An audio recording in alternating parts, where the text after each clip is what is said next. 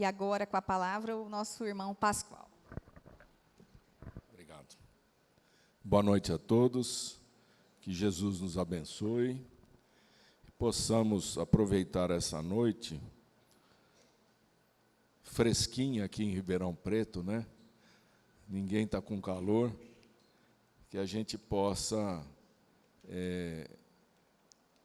usufruir dos ensinamentos que a gente traz. O tema escolhido para esse mês pela USE, esse ano de 2017, nós vamos comemorar 160 anos da publicação do Livro dos Espíritos. Então, os temas que nós escolhemos para o ano todo envolvem os princípios básicos da doutrina espírita. Hoje, nós vamos ver o tema imortalidade da alma. Para nós, espíritas, é uma coisa óbvia, né? A imortalidade da alma. Para os espiritualistas, e isso inclui praticamente todas as religiões, também é óbvio a imortalidade da alma, que quando o corpo morre, permanece, após a morte, a individualidade, e cada religião ensina o que acontece com a alma. No Espiritismo, nós temos uma proposta, além de religião, de ciência e filosofia. Kardec, quando nos apresenta o Livro dos Espíritos, ele coloca a importância de compreendermos cada um dos itens que são apresentados, discutirmos esses itens e aceitarmos, ou não. Não há uma imposição, mas os itens ou princípios básicos que a doutrina espírita nos traz, eles são aceitos através da comprovação científica e da observação e do bom senso. Se a razão nos diz que nós não devemos aceitar, nós não aceitamos. Porém, em 160 anos, nenhum dos princípios básicos da doutrina espírita foram substituídos ou comprovados pela ciência ou pela filosofia como itens dispensáveis. Muito pelo contrário, até hoje eles têm sido provados como extremamente, absolutamente verdadeiros. E a imortalidade da alma é um deles. Como provamos a imortalidade da alma? O Gabriel Delany, que é um dos autores espíritas, muito pouco conhecido no nosso meio, mas que estudou profundamente o espiritismo, que nascido ele foi numa família espírita na França, e produziu diversos livros abordando o lado científico da doutrina espírita. Ele, no seu livro O Espiritismo perante a Ciência, ele aborda o tema da imortalidade da alma. E ele analisa, desde os primórdios da nossa civilização, dos humanos aqui na Terra, que praticamente todas as religiões que surgiram, desde as mais remotas, entre as tribos, já existia uma crença de que aquele indivíduo que morria, ele continuava numa outra condição. A gente vê isso na maneira como os povos enterravam seus mortos, com todos os seus objetos, que era uma forma de cultuar os seus mortos. Os hindus, nas suas escrituras sagradas, que são os Vedas, dizem, através de poemas, que é uma das escritas mais antigas que nós temos conhecimento na história da humanidade, eles falam da permanência do espírito após a morte. Os chineses, os budistas, os próprios hebreus falam da permanência do espírito após a morte. Os egípcios falam da continuidade após a morte. Os hindus e os egípcios falam sobre a reencarnação, que eles falam sobre a metempsicose. Esse nome estranho significa que o espírito, depois de morto, ele pode voltar não só num corpo humano, como num corpo de qualquer tipo de animal. Os gregos acreditavam na vida após a morte. Sócrates, o maior de todos os filósofos gregos, conversava com seu daimon, que é a palavra grega que significa praticamente o que nós chamamos de espírito, e que depois foi deturpada da palavra demon para demônio, né? Que, na nossa linguagem atual, significa somente espíritos maus, né? Então, dentro da história da humanidade, a crença numa vida após a morte, da permanência, da individualidade, do espírito, ela é comum, ela é normal. No nosso mundo ocidental, que forma a nossa cultura, os nossos conhecimentos, ficou impregnado, gravado em todos nós, o ensinamento da Igreja Católica, que vem do cristianismo, que, após a morte, o indivíduo é encaminhado para um de 3 locais. Para o céu, aquele que cumpriu as leis divinas; para o purgatório, aquele que foi mais ou menos; ou para o inferno, aquele que não cumpriu as leis divinas. O Espiritismo surgiu, então, há 160 anos atrás, com uma proposta muito diferente daquilo que as religiões tradicionais aqui do mundo ocidental traziam. E essa proposta, ela não surgiu simplesmente da pena, da escrita de Allan Kardec, o pseudônimo adotado pelo professor Hippolyte Léon Denisard Rivail, um mestre francês, conhecido e reconhecido em sua época. Ele não simplesmente falou: essas religiões não me servem, eu vou inventar uma e vou colocar. Absolutamente. Ele, conhecedor e praticante do magnetismo, foi convidado por um outro amigo, também praticante do magnetismo, a conhecer um fenômeno, uma brincadeira que se fazia nos salões da França, na época, em que se dizia que os espíritos se manifestavam. E ele, de momento, ele não se interessou. Ele falou: isso é uma brincadeira, eu não sou dado a brincadeiras. Mas o amigo era uma pessoa séria e falou: não aonde eu vou não se faz brincadeiras, se trata de assuntos sérios.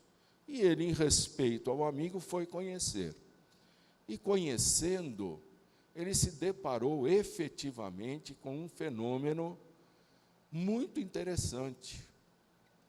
Porque os espíritos, eles se identificavam como espíritos de pessoas que tinham vivido em épocas anteriores. Se identificavam e traziam uma série de informações importantes. O professor Rivaio anotou as respostas dos espíritos que eram feitas a eles, pegou diversas anotações que já tinham sido feitas antes pelos conhecidos ali que participavam da reunião, entrou em contato com outras pessoas que também obtinham resposta dos espíritos, fez um apanhado, organizou um trabalho extremamente bem feito. Nesse trabalho, após estar pronto, ele fez uma revisão e publicou, então, o que ele chamou de Livro dos Espíritos. Por que Livro dos Espíritos? Porque, efetivamente, o livro é dos Espíritos. Foram eles que trouxeram as informações.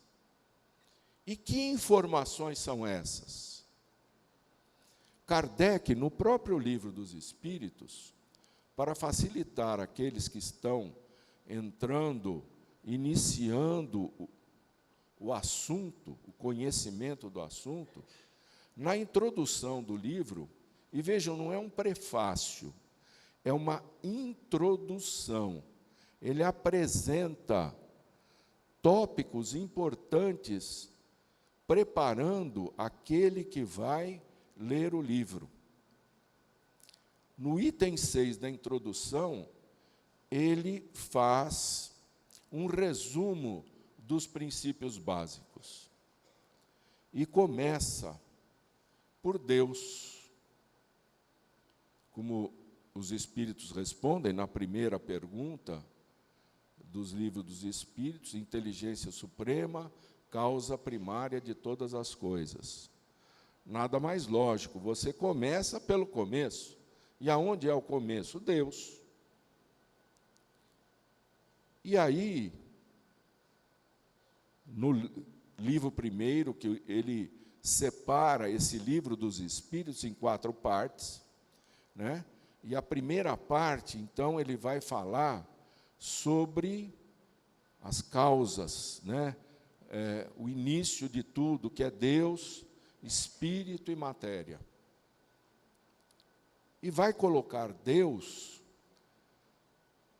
não ele, os espíritos respondendo a ele, como um pai de amor, como nos ensinou Jesus. E vai dizer, os espíritos vão dizer, que nós todos somos espíritos que estamos momentaneamente encarnados aqui na Terra. E que precisamos passar por diversas vivências, diversas encarnações aqui na Terra, com o objetivo de nos aprimorarmos, porque como espíritos fomos criados todos iguais. Eu digo, fomos criados todos iguais, não todos ao mesmo tempo. Então, fomos criados todos iguais, como eles dizem, simples e ignorantes. Simples, sem experiência nenhuma, ignorantes, sem conhecimento nenhum. E vamos passar, então, por diversas experiências encarnados para aprimorarmos todas as nossas potencialidades, desenvolvermos as nossas inteligências, os nossos sentimentos, para alcançarmos o máximo da evolução. Fica muito claro para nós que a vida do Espírito, ela teve um início e não vai ter um fim. O Espírito não morre. Os Espíritos, no livro dos Espíritos, dizem que a vida do Espírito é eterna. Ela continua sempre. Nós ainda, no estágio evolutivo que estamos, não temos condição de compreender o que significa eterno, como o que significa infinito. Nós ainda estamos num estágio de evolução inicial da vida do desenvolvimento espiritual. Muitos de nós temos pressa de alcançarmos a evolução máxima, mas queremos que a evolução chegue a nós, não nós cheguemos à evolução.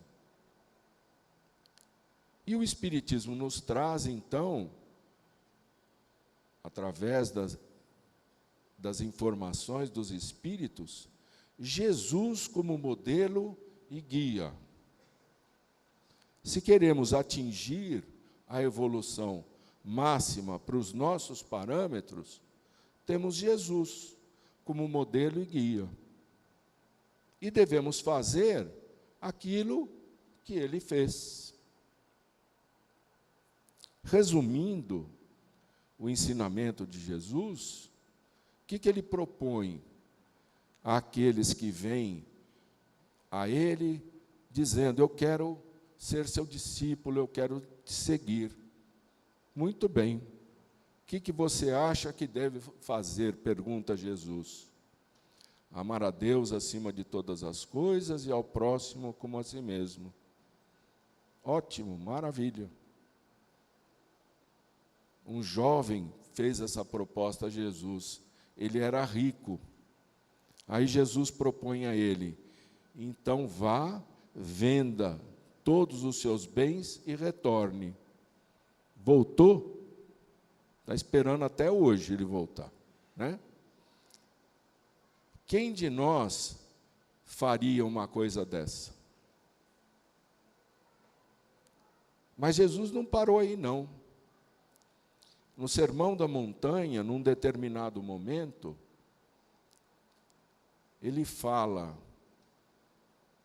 que sabeis o que foi dito, deveis amar os vossos irmãos e odiar os vossos inimigos.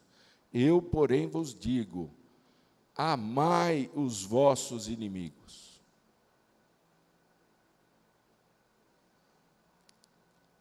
Sinceramente, não precisam me responder, alguns de nós já aprendeu o que é amar o inimigo? Quanto mais praticar, né? Então nós estamos numa caminhada de aprendizado. O Espiritismo, através dos seus ensinamentos, dos seus princípios básicos, ele vem nos esclarecer, nos mostrar o que nós estamos fazendo aqui, da onde nós viemos, para onde nós vamos, qual o objetivo da nossa vida, por que há tanto sofrimento. No livro O Céu e o Inferno, cujo nome completo é O Céu e o Inferno, ou A Justiça Divina segundo o Espiritismo, logo no início ele coloca: por que uns são bons e sofrem tanto, e outros são maus e vivem uma vida tão boa? Né? Por que crianças morrem e sofrem com doenças terríveis? Aonde está essa justiça divina? Para quem não tem o conhecimento e as explicações que os espíritos nos trouxeram através da doutrina espírita, fica efetivamente muito difícil de entender um Deus que puna tanto os seus filhos, se observarmos somente uma passagem de uma vida, um instante, um momento. Fica muito difícil você ensinar, explicar a uma pessoa que ela deve respeito ao próximo, que ela deve se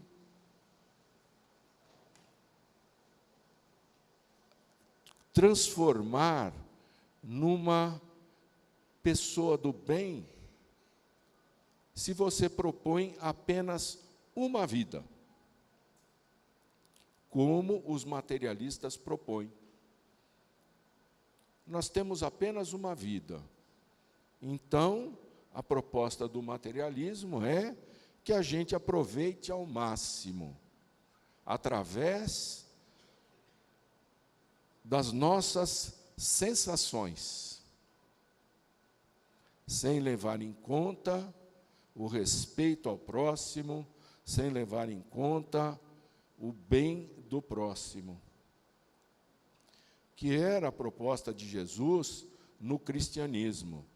E é interessante, no livro que citei, de Gabriel Delany, ele analisa os primeiros 200 anos do cristianismo, onde aqueles cristãos acreditavam em reencarnação e praticavam a mediunidade.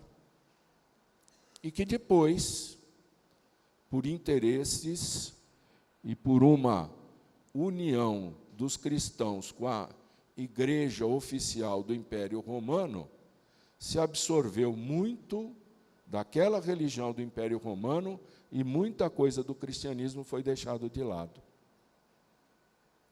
Então, a proposta da doutrina espírita é recuperar muito do conhecimento da humanidade, caso da reencarnação, muito dos conhecimentos cristãos, colocados como formas de execução, de ação, porque nós somos julgados, entre aspas, pela justiça divina, pelas nossas ações. É o que nós fazemos hoje que determina como vamos ser amanhã. E estamos sendo hoje o que nós fizemos ontem. Simples assim. Não dependemos de milagres, não dependemos de coisa nenhuma, a não ser de nós mesmos. É um trabalho de construção que devemos fazer conosco, não com os outros. Não adianta eu apontar para cada um de vocês e falar, você tem que mudar, você não resolve. Resolve eu falando para mim mesmo e tomando as atitudes, porque falar também só não adianta. Eu preciso me conscientizar. E o Espiritismo nos traz a explicação de cada um dos fatos que ocorrem conosco. As provas da sobrevivência do espírito, da alma, nós temos através da mediunidade. Foi pesquisada por eminentes cientistas que trabalharam com médiuns, um trabalho científico no final do século XIX, começo do século XX, publicaram livros, cientistas renomados, inclusive entre eles, Prêmio Nobel. confirmando a existência e a sobrevivência do Espírito. Temos entre nós, aqui no Brasil, diversos médiuns que recebem espíritos desencarnados que vêm se comunicar com os familiares para amenizar a dor da perda, normalmente de filhos para pais, que sofrem o infortúnio, a dificuldade, a prova de perder os seus filhos. E eles vêm dizendo: eu estou vivo, eu mantenho a minha personalidade e o meu amor por vocês. Continuemos, a vida continua, não só no plano espiritual, mas também aqui no plano terrestre. A imortalidade da alma é um dos pontos principais e fundamentais da doutrina espírita, mais do que comprovada, que nos dá essa força para prosseguirmos em frente, que nos dá a condição de aceitarmos as provas por que passamos. Doutrina espírita, chamada pelos próprios espíritos como o Consolador prometido por Jesus. E podemos dizer, repetindo Herculano Pires, que o Espiritismo é o Consolador. Consola porque explica, alivia porque esclarece. Agradeço a atenção de todos, que todos tenhamos uma boa noite e continuamos com o trabalho da casa.